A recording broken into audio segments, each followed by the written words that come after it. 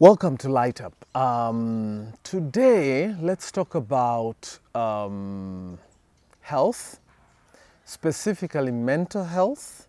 And I don't speak as an expert, but I raise more questions, maybe to give you a thought and so that you can push back in terms of go back and have conversations with your peers as parents, ask questions, look inward, but also appreciate what's going on. Now, recently, here in the Ugandan context, there has been stories going on around. And I can't talk to the specifics of these stories because these stories are questionable, facts about potential suicides of young people.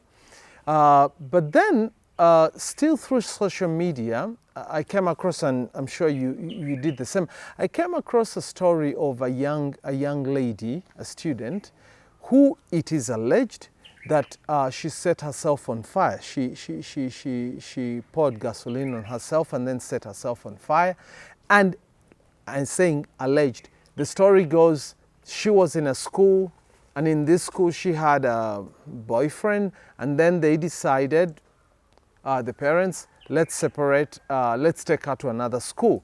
So out of anger, I'm just assuming, out of this reaction and the like, comes to the action that she ultimately took.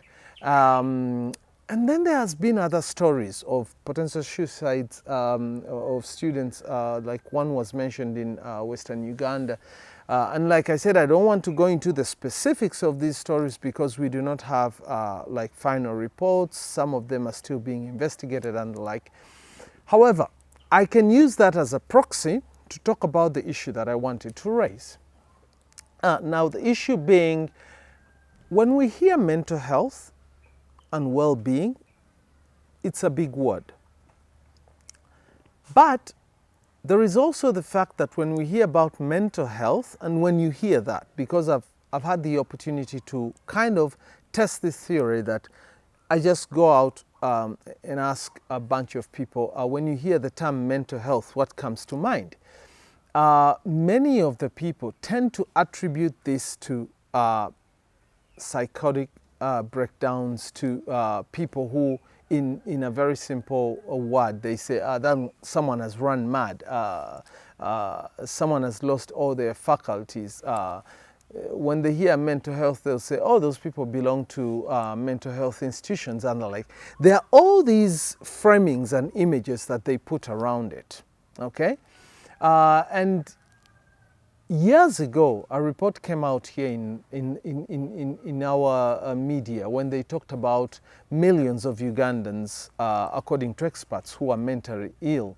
And actually that was a bit of a shocker to everyone. So because the numbers were so huge, they were talking about millions, everyone was like, 14 million Ugandans are mentally sick? What does that mean?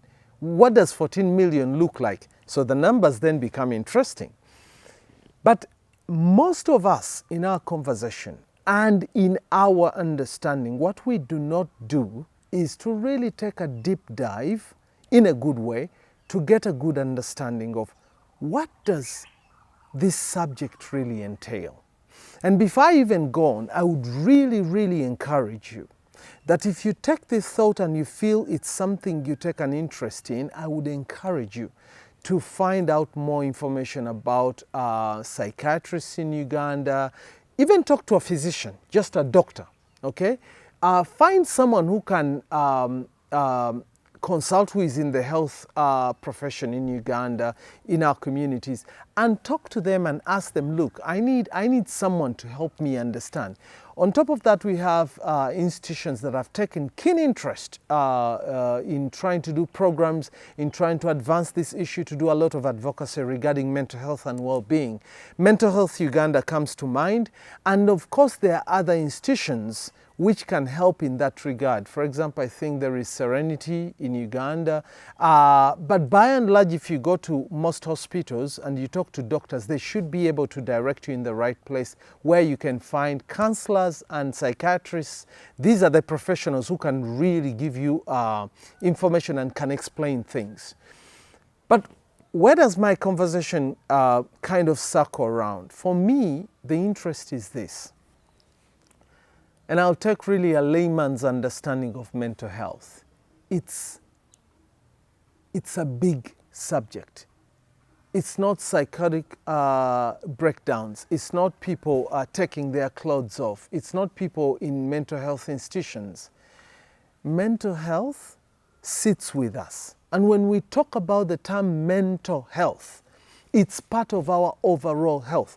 When you wake up and you don't have body aches, if you wake up and you really feel your body, your health, because you know yourself better, if you get up and you don't have a headache and the like, and you're able to do your work, you're working at your optimum, you're feeling nice, you're feeling great, there is a lot of all that is interpreted up here, okay?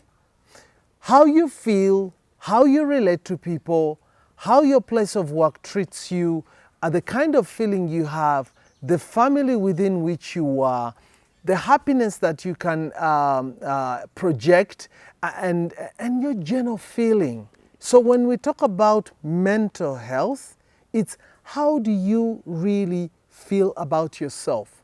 You know, your mental faculties. Are you worried? Are you concerned? Are you overly concerned about something?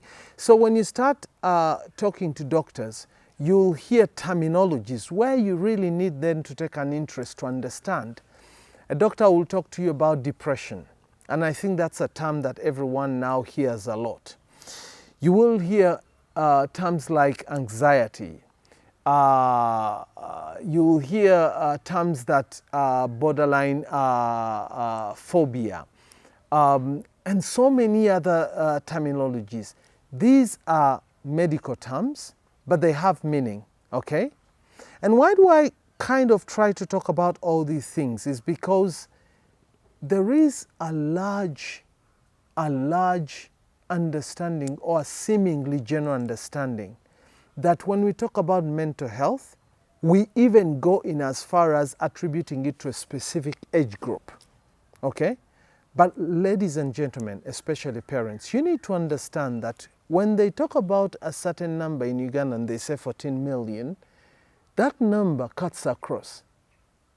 If you go now in schools and you talk to counselors, you talk to teachers, you talk to doctors, they will tell you that children in schools, in homes, or wherever they are in society, many of them show signs of pressure, show signs of stress, show signs of depression, come with signs of anxiety, which means that mentally they are not okay.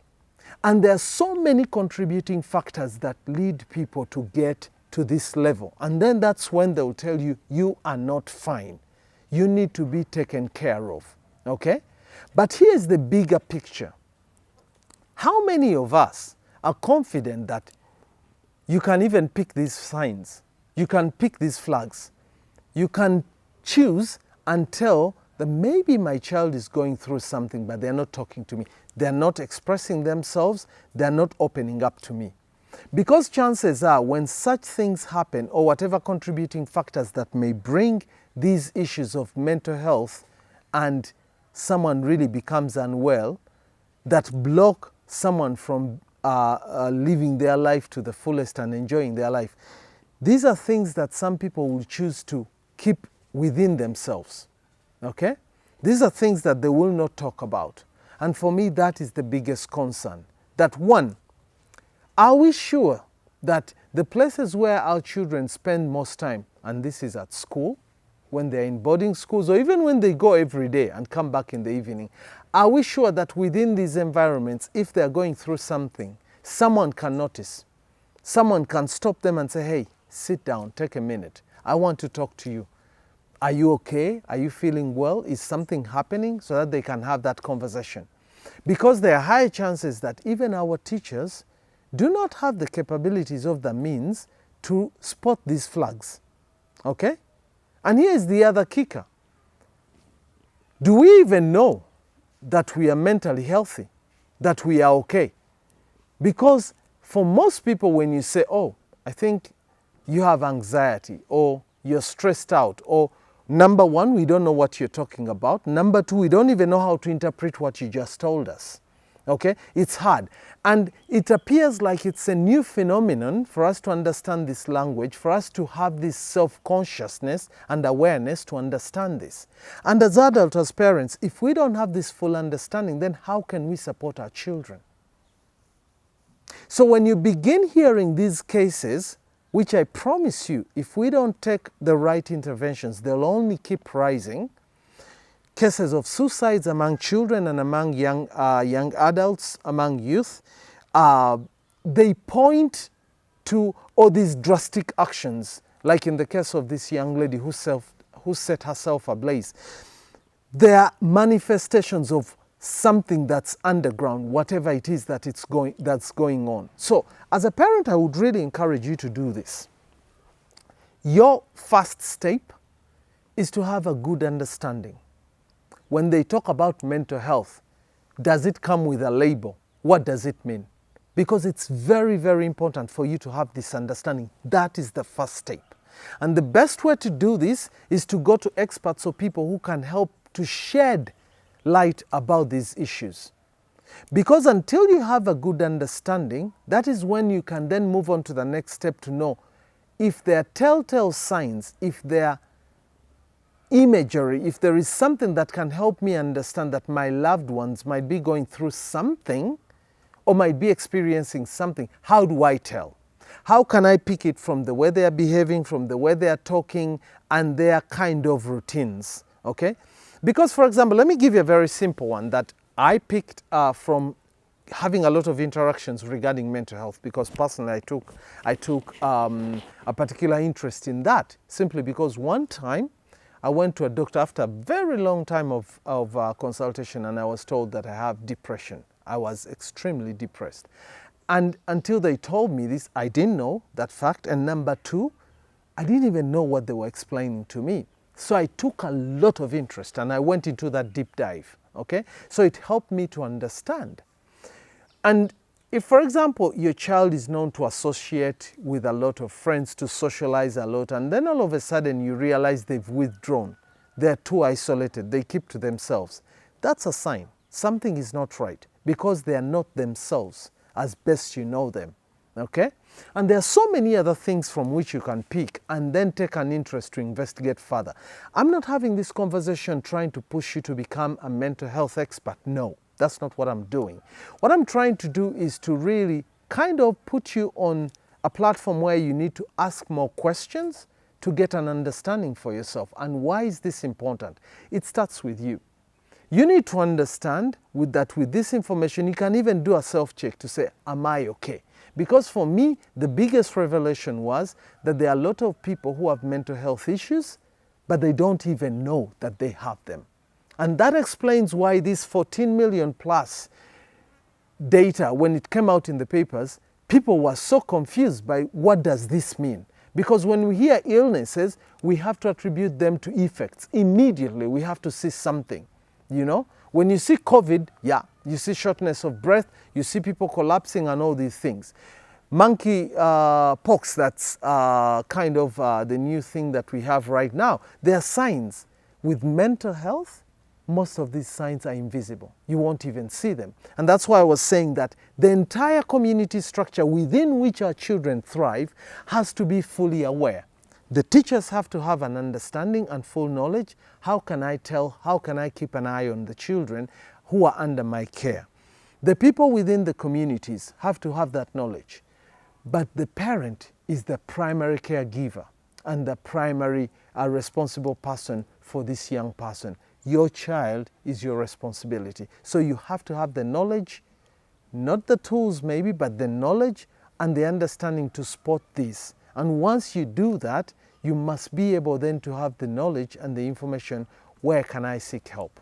And I think that's very important. So when you hear these stories that are going on within our community of drastic reactions, of a young girl who set herself ablaze, and then these potential alleged suicide cases, if it turns out to be the case, it's pointing to something.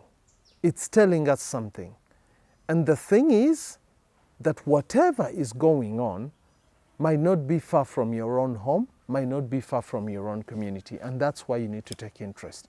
So I hope you really become curious about mental health and all the factors and effects associated with it for your own benefit, so that once you have a good understanding as a parent, but also as an adult in the community, then you can help the people you love, especially your children. In case something comes up, you can spot it very quickly and get them the help they need.